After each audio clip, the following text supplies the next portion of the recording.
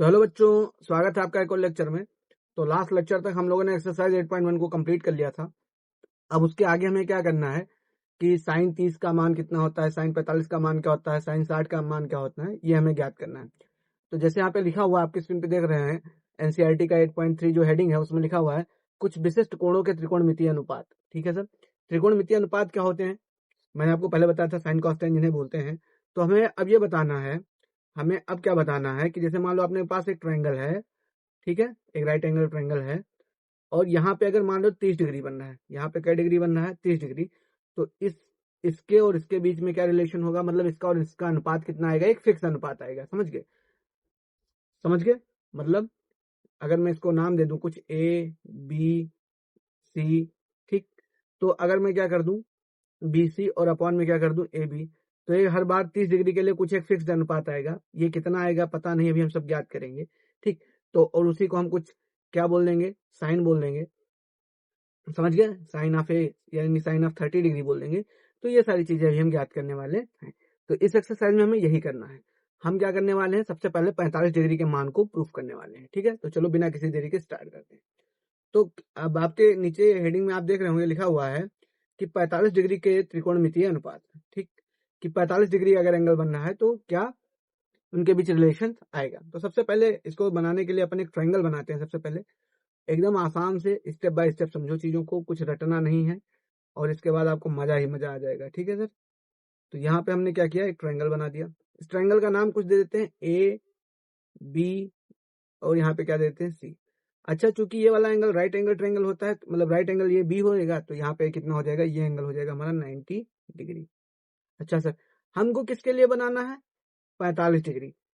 ठीक है, तो हम चूंकि हम ही बना रहे हैं, हम ही बना रहे हैं, तो हम कंस्ट्रक्ट कर लेंगे इसे कितने डिग्री के लिए, 45 डिग्री के लिए। समझ गए।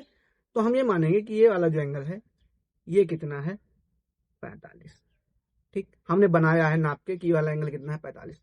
तो अब एक एंगल बचा हमारा सी, तो सी कितना हो जाएगा, सी भी हो जाएगा 45। क्यों, क्योंकि ट्रायंगल के तीनों एंगल जो होते हैं, किसी भी त्रिभुज के तीनों कोणों का जो सम होता है, योग होता है, 180 होता है। मतलब सर मैं ऐसे बताऊं कि अगर angle A plus angle B plus angle अगर सी मैं जोड़ूं तो ये कितना होना चाहिए, 180 डिग्री। ठीक है, अब जिसमें से एंगल ए तो कितना है, 45, एंगल बी कितना है, 90, प्लस एंगल सी बराबर हो गया 180।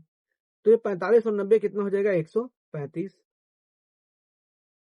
प्लस एंगल सी बराबर हो गया 180। तो यहां से अगर आप एंगल सी निकालोगे तो ये हो जाएगा 180 माइनस 135, तो एंगल सी बराबर हो जाएगा 45। ठीक है सर, तो अगर एंगल ए हमने 45 बनाया था तो इसका मतलब एंगल सी भी कितना हो जाएगा, 45 हो जाएगा। अच्छा सर, अब क्या करना है, अब यहां से एक काम करना है। काम ये करना है कि हमें एक त्रिभुज का थ्योरम लगाना है। ठीक, यहाँ पे हम त्रिभुज का एक थ्योरम लगाएंगे। ठीक, त्रिभुज का क्या लगाएंगे, प्रमेय। त्रिभुज का प्रमेय है क्या, ये था ऐसा कि यदि, उप प्रमेय है ये, प्रमेय का उल्टा होता है। ठीक, यदि किसी त्रिभुज की दो भुजाएं समान हो, समान भुजाएं नहीं, कोण, यदि किसी त्रिभुज के दो कोण समान हो, के दो कोण समान, या कह सकते हैं बराबर हो, कोण बराबर हो,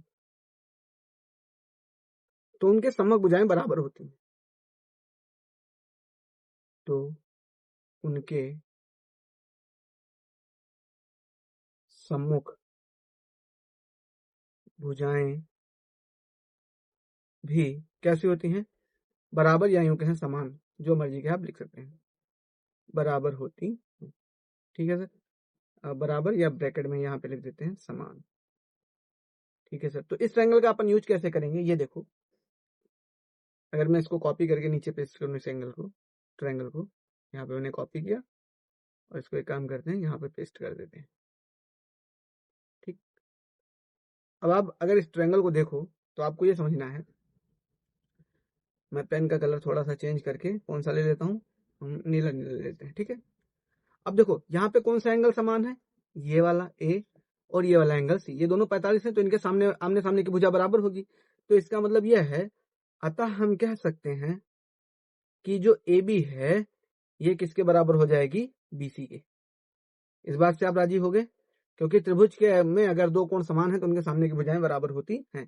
तो इसका मतलब यह है कि जो ए बी है ये किसके बराबर हो गया, बीसी के। ठीक, और मान लेते हैं कि इनकी लंबाई कितनी है, ए, अगर ये ए है तो ये भी कितनी हो जाएगी, ए। तो माना कि ए बी बराबर जो बीसी है ये किसके बराबर है, ए के। ठीक है सर, तो ए बी भी ए हो गया, बीसी भी हो गया। अब हम एसी निकालते हैं, अगला टास्क हमारा एसी निकालना। ठीक, तो अब हम निकालेंगे एसी। एसी निकालेंगे, एसी निकालने के लिए एक समकोण त्रिभुज है एबीसी, तो इसमें हम पाइथागोरस प्रमेय लगा देंगे। तो यहाँ पे लिखेंगे पाइथागोरस प्रमेय से। ठीक है सर, पाइथागोरस प्रमेय बाबा क्या कहते थे कि सबसे बड़ी का भुजा का स्क्वायर मतलब एसी का स्क्वायर बराबर ये होता था अन्य दो छोटी भुजाओं का योग। इसका मतलब अपन कह सकते हैं ए बी का स्क्वायर प्लस में क्या हो जाएगा, बीसी का स्क्वायर। ठीक है, यहां तक हो गया। एसी तो निकालना ही है, तो एसी का हो गया स्क्वायर बराबर ए बी की वैल्यू अपने पास ए है और बीसी की वैल्यू क्या है, ए। तो यहां से एसी का जो स्क्वायर है ये किसके बराबर आ गया, 2a स्क्वायर के बराबर आ गया।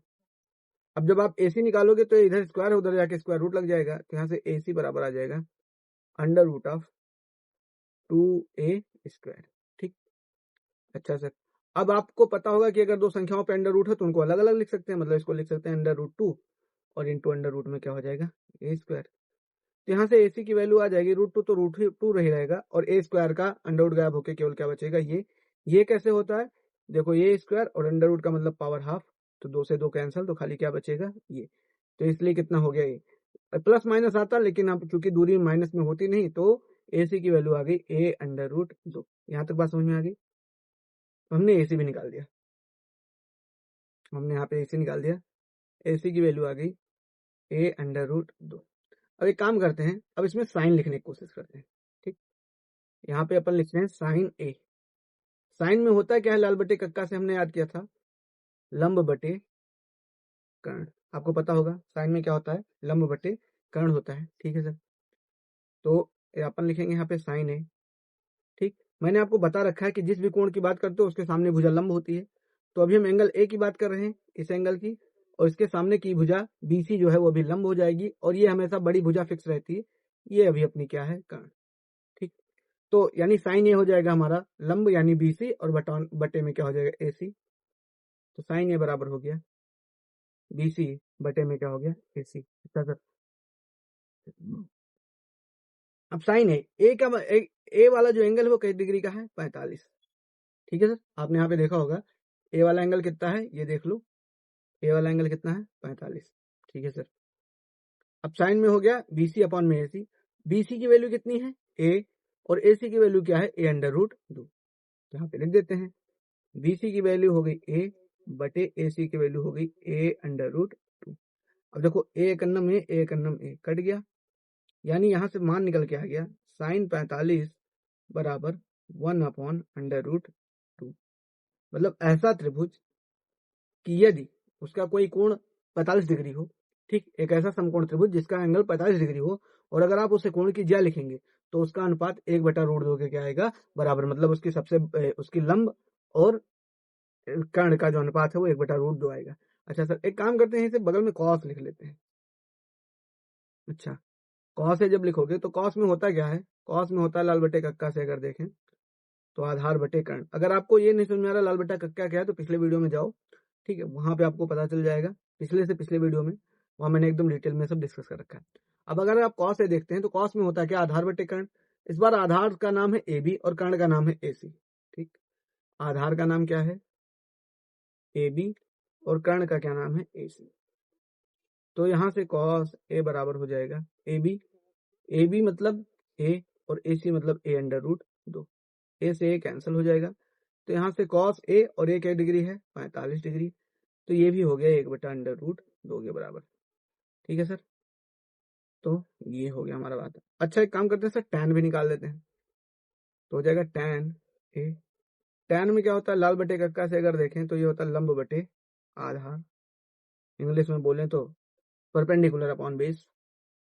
तो tan A बराबर लंब का नाम था BC और आधार का नाम था AB। यहाँ पे आप देख पा रहे होंगे आसाम से, लंब का नाम क्या है, ये लंब है, सॉरी लंब का नाम है BC और आधार का नाम है AB। तो इधर अपन लिख देते हैं tan A बराबर ये हो जाएगा BC और अपॉन में क्या हो जाएगा AB।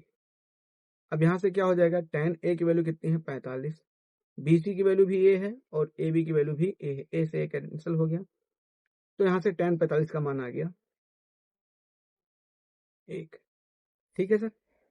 अब आगे जो 3 अनुपात बन जाते हैं इनका नाम कॉट है, उसके बाद में फिर सेक है, मतलब यहाँ से आप कॉट ए निकालो, सेक ए निकालो और कॉस ए निकालो।